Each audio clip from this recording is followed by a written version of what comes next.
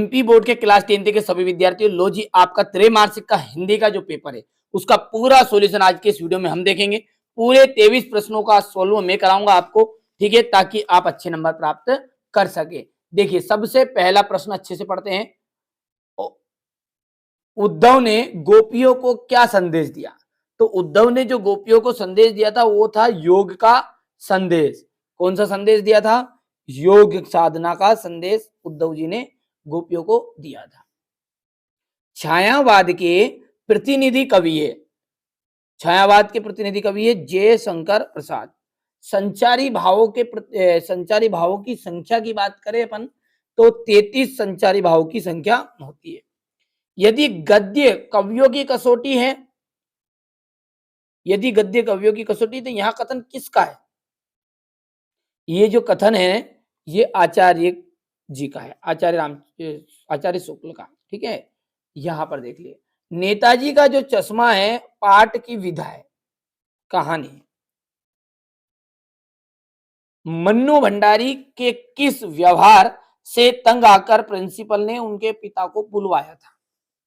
तो आंदोलनकारी जो व्यवहार था मन्नू भंडारी का, इसलिए उनके जो शिक्षक थे प्रिंसिपल साहब, उन्होंने उनके पिताजी को स्कूल में बुलवाया था।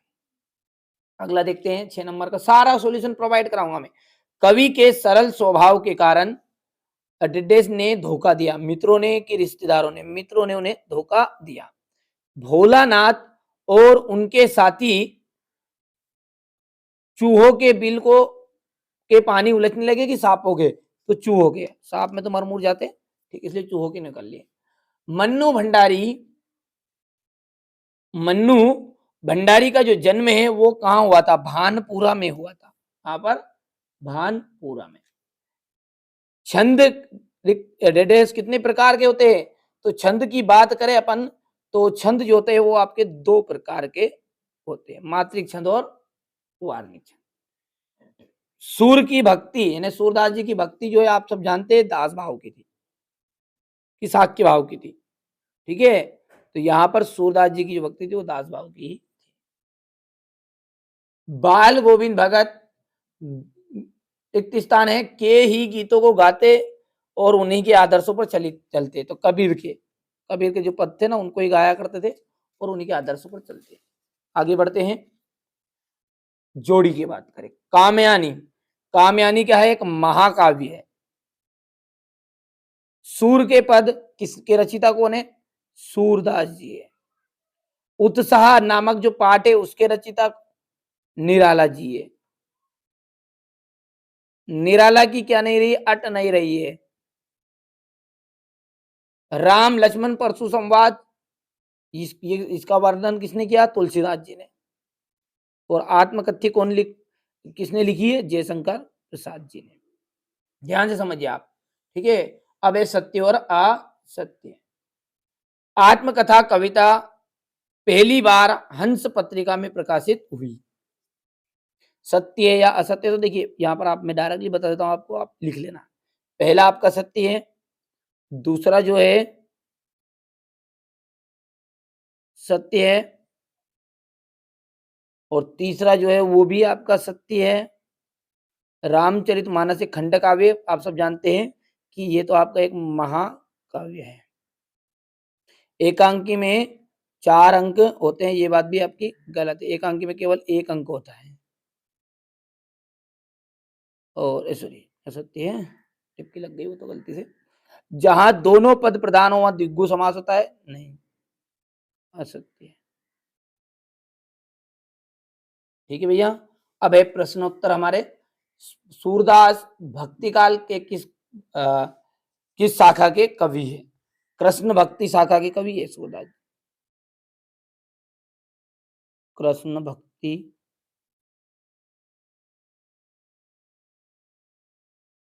शाखा के। रामचरितमानस का प्रमुख छंद कौन सा है? चौपाई। सबसे ज्यादा क्या है रामचरितमानस में? अब जानते चौपाई है। आधुनिक हिंदी गद्य का विकास किस युग में प्रारंभ हुआ? भारतेंदु युग में।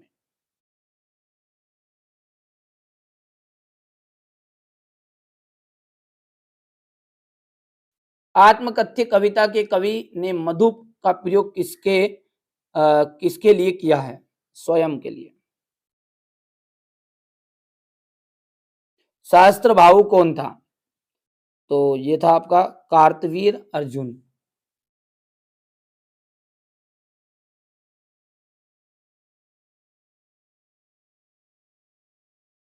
देखो इसको आप कर लेना कंप्लीट, ठीक है। ये थोड़ा सा गलत लग रहा है मेरे को, इसलिए नहीं बता। अब अगले क्वेश्चन आंसर आपके, रीतिकाल के का समय कब से कब तक माना गया है? भक्तिकाल के प्रमुख दो कवियों के नाम बताइए, ठीक है। तुलसीदास जी की दो काव्यगत विशेषताएं बतानी है। सूर्यकांत त्रिपाठी निराला का साहित्य में स्थान बताना है, ठीक है। और उद्धव के व्यवहार की तुलना किनसे की गई है? परशुराम को के क्रोध करने पर लक्ष्मण ने धनुष टूट जाने के लिए कौन कौन से तर्क दिए? कवि आत्मकथा लिखने से क्यों बचना चाहता है, ठीक है। और कवि की आग फाल्गुन की सुंदरता से क्यों नहीं हट रही है? महाकाव्य और खंड काव्य में अंतर बताने कोई दो। आचार्य विश्वनाथ के अनुसार काव्य की परिभाषा लिखिए। अतिशयोक्ति अलंकार की परिभाषा उदाहरण सहित आप यदि आप बताओ तो सबके एक सेपरेट वीडियो में इनकी प्लेलिस्ट में आपके लिए तैयार करा दूंगा, ठीक है। वो भी जल्दी अगले वीडियो में। अभी हम आगे क्वेश्चन देखेंगे 18-19 बड़े जो क्वेश्चन है उनके, ये तो सब आप ढूंढ भी लोगे। नाटक किसे कहते हैं? गद्य काव्य किसे कहते हैं? स्वयं प्रकाश जी की दो रचनाएं लिखनी है। यशपाल जी की भाषा शैली बतानी है। और यहाँ से है ये भगत ने अपने बेटे की मृत्यु पर अपनी भावनाएं किस तरह व्यक्त की। और बाल गोविंद भगत की चारित्रिक विशेषताएं बताइए, ठीक है भैया। मुहावरा लोकोक्ति में दो अंतर है। यहाँ से देखिए दीपावली पर बेटे तथा माँ के संवाद को लिखिए। राष्ट्रीय एकता पर अनुच्छेद लेखन करना है। अब देखिए क्वेश्चन नंबर जो 19 है, इसमें आपका संदर्भ प्रसंग व्याख्या देख लीजिए। अब इसका सॉल्यूशन थोड़ा सा हम समझ लेते हैं। तो देखिए थोड़ा सा समझते ऐसे पढ़ते हैं। नात, यहाँ पर संदर्भ प्रसंग व्याख्या करनी है, भावार्थ सहित यानी व्याख्या करनी है। नात शंभु धनु भंज निहारा, होयई केहू एक दास तुम्हारा। यानी कि नात, यानी कि देखिए अब ये उस घटना की बात है कि जब रामचंद्र जी ने धनुष तोड़ दिया, ठीक है। तो परशुराम जी क्रोधित हो रहे थे, किसने तोड़ा, ठीक है, उसे मैं मृत्यु के घाट उतार दूंगा। तब कह रहे थे भगवान राम जी ने कहा कि नाथ शंभु धनु भंज निहारा, होयई केहू एक दास तुम्हारा। यानी कि हे भगवान, हे नाथ, ये जो भगवान शंकर का जी का जो धनुष है वो तोड़ने वाला और कोई नहीं, कोई आपका एक कोई दूसरा एक दास होगा, ठीक है। आयसु कहा किन किन मोही, सुनी रिसाय बोले मुनि कोई। आप तो आज्ञा दीजिए, ठीक है, आप आज्ञा करिए, उसके लिए क्या आदेश है। तो ऐसा सुनकर कौन? भगवान जो परशुराम जी थे, परशुराम ने भी भगवान का ही अवतार है वो भी। तो परशुराम जी ने बहुत ज्यादा क्रोधित होकर बोला, सेवक सो जो करे सेवकाई। सेवक तो वह है जो हमेशा सेवा करता है। अरि करनी करी करही लड़ाई, ठीक है। सेवक तो वहां रहता है कि जो सेवा करने का कार्य करता है। अरे यहाँ तो क्या है, शत्रु है, इसने तो केवल क्या करना है, इसलिए लड़ने के लिए तैयार हो जाओ। हे राम, सुनहु राम जय शिव धनु तोड़ा, सहस बाहु सम सो रिपु मोरा, ठीक है। यानी कि परशुराम जी कह रहे कि हे राम, जिसने भी ये शिव धनुष को तोड़ा है, वहां मेरा सहस्त्र भाऊ की तरह मेरा क्या है, रिपु यानी कि दुश्मन है। समझे इतनी बात को? आप क्या बोल रहे हैं कि परशुराम जी को क्रोधित होकर देखते हुए राम जी बोले कि हे भगवान, जो ये भगवान शंकर का जो शिव धनुष है उसको तोड़ने वाला और कोई नहीं होगा, आपका एक कोई दास ही होगा। आप उसके लिए आज्ञा कीजिए कि क्या आदेश है। तो यहां सुनकर परशुराम जी और ज्यादा क्रोधित होकर बोले कि सेवक थोड़ी है वो दास थोड़ी है। सेवक तो वो होता है कि जो सेवा करता है। इसने तो क्या किया है, इसने तो शत्रु का कार्य किया है, इसलिए वो तो लड़ने के लिए तैयार हो जाए, जिसने भी धनुष तोड़ा है। सुनो राम, राम सुनो, जिसने भी ये धनुष तोड़ा है ना, ठीक है, वहां शस्त्र भाव की तरह मेरा दुश्मन है, ठीक है। सो विलगाय बिहई समाजा, नाता मारे जेही सब राजा, ठीक है। ये उसको इस समाज से चला जाना ही चाहिए, नहीं तो उसके कारण ये जो पूरे राजाओं हैं ये सब मारे जाएंगे, ठीक है। सुनी मुनि वचन लखन मुस्काने, बोले परसु धरई औ माने।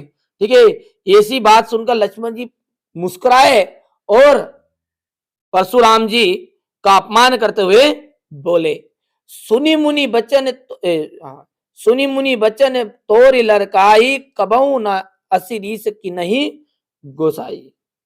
क्या बचपन में तो हमने न जाने ऐसे न जाने कितने ही हमने धनुष तोड़ दिए हैं, जब तो आपने गुरुदेव अभी तक जब तक क्रोध नहीं किया, लेकिन इससे ऐसी कैसी कौन सी प्रीत थी कि ये टूटने पर आपको इतना ज्यादा गुस्सा आ रहा है। ठीक है, यहाँ से आप इसका भावार्थ देख भी सकते हैं।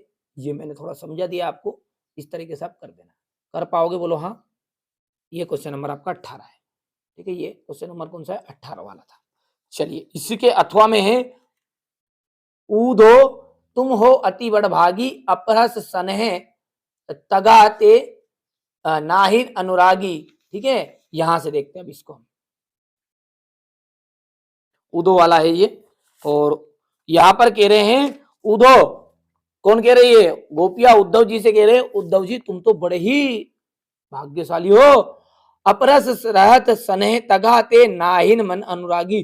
तुम श्री कृष्ण के पास रहे फिर भी तुम तो उसके प्रेम से वंचित रह गए। ठीक है, यानी कि उनका मान नहीं, उनका अपमान कर रही है, तो तुम कृष्ण के पास रहकर भी उनके प्रेम को नहीं पा सके। पुरहीन जल महा तेल की गगरी, बूंद न ताको लागी। यानी कि जिस तरह तुम तो उसी तरह, ठीक है, तेल की गगरी की तरह, जैसे जिस प्रकार तेल की जो मटकी है पानी में पूरी तरह डूब जाती है, और वहां जब फिर भी पानी से मतलब तेल की भरी हुई गगरी में यदि कोई, जैसे तेल की मटकी पानी में पूरी तरह डूब गई फिर भी वहां पानी से दूर हमेशा रहती है। जैसे अपना तेल देता ना, वो हमेशा पानी पे मिलता नहीं, ऊपर आ जाता। तो यही बोल रहे हो उद्धव, गोपिया कह रहे कि गोपिया कह रहे उद्धव जी से कि उद्धव तुम तो उसी तरह से अछूते रहे जिस तरह तेल की जो पूरी गगरी है वो पानी में मिलाते ना, फिर भी वो तेल वो उस पानी में नहीं मिलता। उसी तरह तुम तो श्री कृष्ण के प्रेम से क्या हो? वंचित रह गए हो। ठीक है भैया, तो ये आप चाहो तो यहां से लिख सकते हैं, ये यहां से लिखना। ठीक है, ये ठीक है, जो चीजें बताऊंगा वही भी एग्जाम में आने वाली है। ठीक है, आप ध्यान से समझना, कोई गलत चीज यहाँ पर नहीं बताई जाएगी आपको। ठीक है, अब क्वेश्चन नंबर 19 की बात करें तो यहाँ से देखिए, क्वेश्चन नंबर 19 में आपकी व्याख्या है, और चलो इसको समझते हैं। कौन सा है आपका? ये बाल गोविंद भगत। ठीक है, ये तो आप कर सकते हो, और इसका डायरेक्टली मैं आपको आंसर बता देता हूं यहाँ से ढूंढकर। ये देखिए, यहाँ से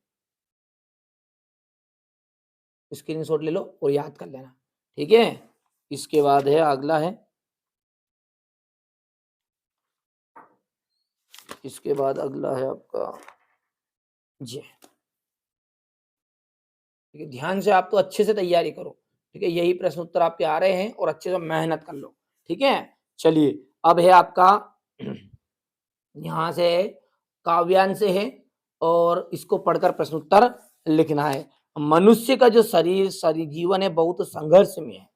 ठीक है, और उसे पग पग पर कठिनाइयों का सामना करना पड़ता है, फिर भी ईश्वर के द्वारा, फिर भी जो ईश्वर के द्वारा,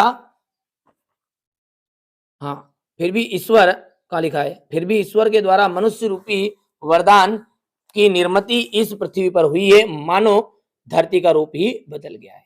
ये क्या बोल रहा है कि जो भगवान की सबसे सर्वश्रेष्ठ रचना है, कौन? मनुष्य। क्यों? क्योंकि मनुष्य का जीवन संघर्ष में तो है, लेकिन फिर भी वहां बहुत ही कष्टों से घिरने के बाद भी क्या है? ईश्वर का द्वारा एक वरदान रूपी सिद्ध हुआ है। ठीक है, तो इस तरह से आप देखिए, यहाँ पर अगले लिखा है कि यहाँ संसार कर्म करने वाले मनुष्य के आधार पर ही टिका। जो मनुष्य अच्छा कार्यशील होता है, जो अच्छी मेहनत करता है, उसी तरह जो विद्यार्थी अच्छे से पढ़ता है वही आगे बढ़ता है। ठीक है, इस तरह से इसको आप पढ़ोगे तो थोड़ा सारांश से समझ में आएगा। वीडियो लंबा बन रहा है इसलिए थोड़ा जल्दबाजी कर दी। ठीक है, यहाँ से देखिए, इसका आप पढ़ेगा ध्यान से, ये सारांश पूरा है, यहाँ पर आंसर है इसका। ठीक है, अच्छे से मेहनत कर लेना, और कोई भी डाउट है तो आप तो बेधड़क कमेंट करो। ठीक है, इसके बाद में यहाँ से आप देखो, ये है, कल हमारी कुटिया में बिन पूछे तूफान दाखिल हो जाते थे। तो ये यहां से आपका है, यहाँ पर ये आंसर आपका यहाँ पर है। अच्छे से मेहनत कर लेना, ठीक है भैया। चलिए अगला देखते हैं। अब देखिए अगला है, आपने प्राचार्य को शाला छोड़ने पर आप टीसी के लिए आवेदन पत्र लिखना है। ये तो हर एक बच्चा को एप्लीकेशन आती है, ऐसा कोई नहीं, दिक्कत नहीं है, ठीक है। प्राचार्य को क्या करना है, आपके टीसी की एप्लीकेशन आपको लिखनी है। यदि फिर भी कोई बच्चे को नहीं आती तो यहाँ से देकर आप याद कर लेना, ठीक है भैया, हो गया। और वार्षिक परीक्षा की तैयारी करते हुए पिताजी को पत्र लिखना है। दोनों में से एक कोई से आपको लिख देना है भैया। तो ये पत्र आपका यहाँ से कर लोगे और अंत में तो आपका ये निबंध है, ठीक है। तो इस तरह मैंने आपको क्लास 10th का जो भी महत्वपूर्ण चीजें थी ना, जो पेपर में सबसे ज्यादा नंबर वाली थी, उनको समझा दिया। थोड़े बहुत नहीं बताए हैं क्योंकि आपके पास समय बहुत कम है, ठीक है। तो चैनल पर पहली बार तो सब्सक्राइब कर लेना, जल्दी जल्दी से याद कर लो, ठीक है। जो बताऊंगा सही बताऊंगा, सही के अलावा कुछ नहीं बताएंगे। यहाँ पर गलत जानकारी हम देते नहीं है, ठीक है। जिन बच्चों को भरोसा है वो पढ़ लीजिएगा, जिन्हें नहीं है कोई दिक्कत नहीं है। अब आगे आपकी मर्जी है, ठीक है। तो मिलते हैं अगले वीडियो में।